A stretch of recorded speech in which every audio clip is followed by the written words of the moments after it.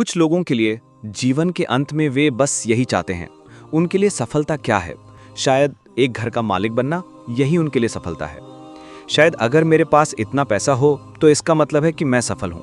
शायद अगर मेरी शादी इससे या उससे हो जाए तो इसका मतलब है कि मैं सफल हूँ। लेकिन मैं अपनी शुरू की बात पर वापस आता हूँ। कुछ लोग ऐसे हैं जो बस न्यूनतम काम करके ही खुश रहते हैं, बस न्यूनतम। लेकिन मैं आज आप लोगों से, आज के दर्शकों में मौजूद युवाओं से कहना चाहता हूँ, अल्लाह ने आप पर कृपा की है और मैं आपसे कह रहा हूँ, वो आपसे महान चीज़ों की उम्मीद करता है, वो आपसे न्यूनतम की उम्मीद नहीं करता।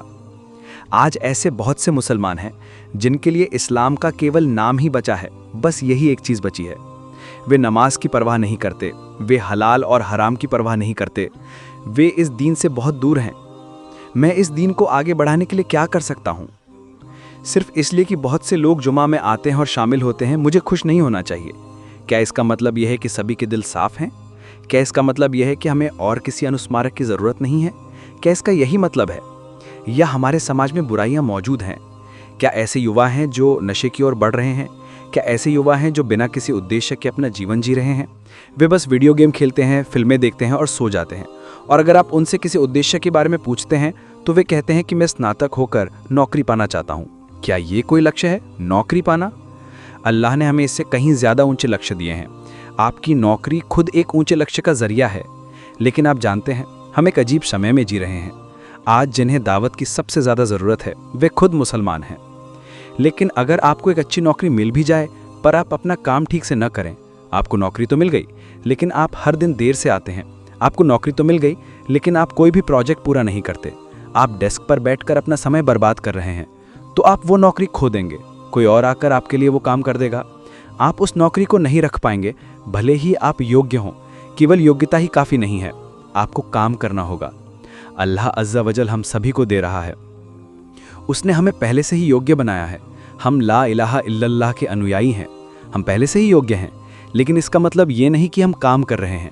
अगर हम काम नहीं करते, अगर हम खुद की परवाह नहीं करते, अगर हम परवाह नहीं करते, तो आप जानते हैं क्या होगा? इन ततवल्लौ यस्तब्दिल कौमन गैरकुम सुम्मा ला यकूनु अमसालकुम। अगर तुम मुंह मोड़ लोगे तो अल्लाह तुम्हारी जगह एक ऐसी कौम को ले आएगा जो तुम्हारी तरह नहीं होगी। वे तुम्हारी तरह आलसी नहीं होंगे। और ऐसा तभी होता है जब युवा मुसलमानों में सच्चा ईमान होता है। जब युवा मुसलमानों को अपने विश्वास पर सच्ची ताकत होती है तो उनके पास दुनिया को बदलने की ताकत होती है। उनके पास दुनिया को एक बेहतर जगह बनाने की ताकत होती है। लेकिन जब युवा मुसलमानों में सच्चा ईमान नहीं होता, उनमें सच्चा विश्वास नहीं होता, तो वे एक जगह की बर्बादी हैं। वे समाज की बर्बादी हैं, एक पीढ़ी की बर्बादी। उनके जीवन की एकमात्र सबसे बड़ी, सबसे महत्वपूर्ण चीज़ ये है कि अगली फिल्म कब आ रही है। सबसे महत्वपूर्ण चीज़ ये है कि काश मेरे पास वो कार होती। बस इतना ही। आपका जीवन इससे आगे नहीं बढ़ता। मेरे शिक्षक कहा करते थे कि इस्लाम एक पहाड़ पर चढ़ने जैसा है। आप जानते हैं, जब आप एक पहाड़ पर चढ़ते हैं तो आप एक हुक फेंकते हैं और ऊपर चढ़ते हैं। अगर आप हुक को बहुत ऊंचा नहीं फेंकते तो आप केवल उतना ही पहुंच पाएंगे, आप उससे आगे नहीं जा सकते। अगर आपका लक्ष्य पैसा है, अगर आपका लक्ष्य सिक्स पैक है, अगर आपका लक्ष्य कार है, अगर आपका लक्ष्य प्रमोशन है, अगर आपका लक्ष्य मनोरंजन है, अगर आपका लक्ष्य लड़कियां हैं, आपका लक्ष्य जो भी हो, आपको केवल उतना ही मिलेगा, आपको और कुछ नहीं मिलेगा। लेकिन अगर आपका लक्ष्य कुछ ऊंचा है, खुद से बढ़कर किसी चीज़ की सेवा करना, आप एक स्वार्थी जीवन नहीं जीते। आप अल्लाह के लिए और दूसरों की भलाई के लिए जीना चाहते हैं, आप इसी तरह जीना चाहते हैं, तो आप निश्चित रूप से अपना भला करेंगे। लेकिन अल्लाह की नज़र में आप सम्मानित होंगे क्योंकि आपने अपना लक्ष्य बहुत ऊंचा तय किया है। हमारा दीन इस खूबसूरत आयत में अल्लाह अज़्ज़ा वजल उसका वर्णन करता है। कुल हाज़िही सबीली, यानी कि ये मेरा मार्ग है। सबील एक मार्ग है। और आप जानते हैं इस आयत में अल्लाह ने क्या नहीं कहा? उसने ये नहीं कहा कुल हाज़ा दीनी, यानी कि ये मेरा धर्म है। उनसे कहो कि ये मेरा धर्म है, ये मेरा इस्लाम है, ये मेरी सच्चाई है, ये मेरी किताब है। उसने इसे किसी और भाषा से वर्णित नहीं किया सिवाय इसके कि ये मेरा मार्ग है। और आप सभी जानते हैं कि एक मार्ग एक यात्रा की तरह है। तो इस्लाम खुद इस आयत में यात्रा के रूप में वर्णित किया जा रहा है। इसका क्या मतलब है? इसका मतलब है कि किसी भी यात्रा में आपको प्रगति करनी होती है ना? तो अगर आप एक कदम भी आगे बढ़ाते हैं तो आप अपनी मंजिल के पिछले दिन की तुलना में और करीब होते हैं, या पिछले कदम से हर पल आप यात्रा में प्रगति कर रहे हैं।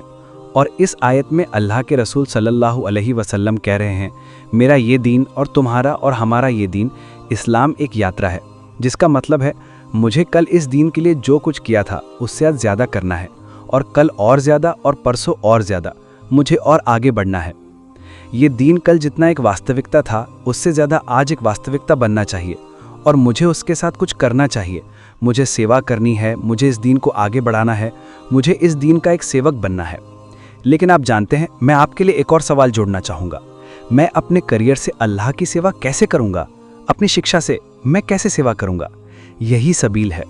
कुल हाज़िही सबीली अदओ इलल्लाहि अला बसीरतिन। सुंदर शब्द हैं। मैं अल्लाह की ओर खुली आंखों से अंतर्दृष्टि के साथ बुलाता हूँ। बसीरा वो है जब आपके पास किसी चीज़ का पूरा दृष्टिकोण होता है।